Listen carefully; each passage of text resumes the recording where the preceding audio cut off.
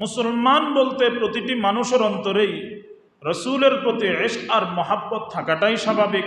এটা তো ঈমানেরই অংশ, এটা ঈমানের অংশ। একজন মানুষের নিকট সবচেয়ে প্রিয় এবং ভালোবাসার পাত্র হবে রসুল আকরাম সাল্লাল্লাহু আলাইহি ওয়াসাল্লাম। এটা হাদিসের কথা, লা ইউমিনু আহাদুকুম হাত্তা আকুনা আহাব্বা ইলাইহি মিন ওয়ালিদিহি ওয়া ওয়ালাদিহি ওয়ান নাসি আজমাইন।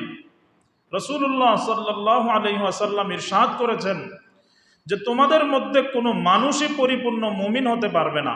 লা ইউমিনু আহাদুকুম, তোমাদের কেউ মুমিন হতে পারবে না হাত্তা আকুনা আহাব্বা ইলাইহি, যতক্ষণ পর্যন্ত আমি নবী তার নিকট সবচেয়ে মহাব্বত আর ভালোবাসার পাত্র না হব। মিন ওয়ালিদিহি ওয়া ওয়ালাদিহি ওয়ান নাসি আজমাইন। রাসূল উদাহরণ দিয়েছেন কেমন ভালোবাসা এবং মহাব্বতের পাত্র হতে হবে। মিন ওয়ালিদিহি, তার বাবার প্রতি তার যে পরিমাণ মহাব্বত, এর চাইতে আমি নবীর প্রতি বেশি মহাব্বত থাকতে হবে। ওয়া ওয়ালাদিহি, তার সন্তানের প্রতি তার যে পরিমাণ মহাব্বত, এর চাইতে বেশি মহাব্বত আমি নবীর প্রতি থাকতে হবে।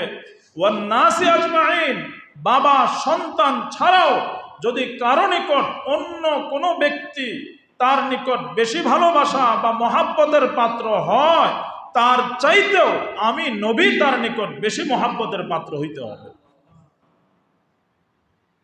যতক্ষণ পর্যন্ত এটা না হবে ততক্ষণ পর্যন্ত পরিপূর্ণ মুমিন হতে পারবে না।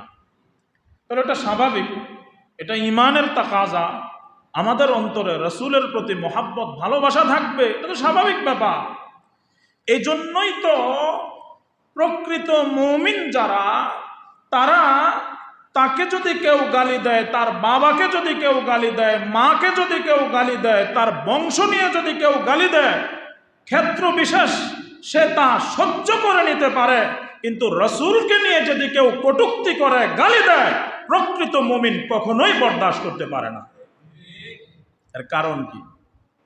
কারণ হলো মুসলমানের অন্তরে সবচেয়ে বেশি মহাব্বত আর প্রেম, ইশক, ভালোবাসা রাসূলের প্রতি থাকে। এটা সাধারণ বিষয়, স্বাভাবিক বিষয় এবং যৌক্তিক বিষয়। কিন্তু এই মহাব্বত আর ভালোবাসা প্রদর্শন করতে গিয়ে আমরা যদি রাসূলের আদর্শ থেকেই দূরে সরে যাই, এটাকে ভালোবাসা বলে না, এটাকে মহাব্বত বলে না, বরং এটা হলো ধোঁকাবাজি, স্বার্থবাজি এবং নিজের অজ্ঞতা ও জাহালতের প্রদর্শন ছাড়া ভিন্ন কিছু না।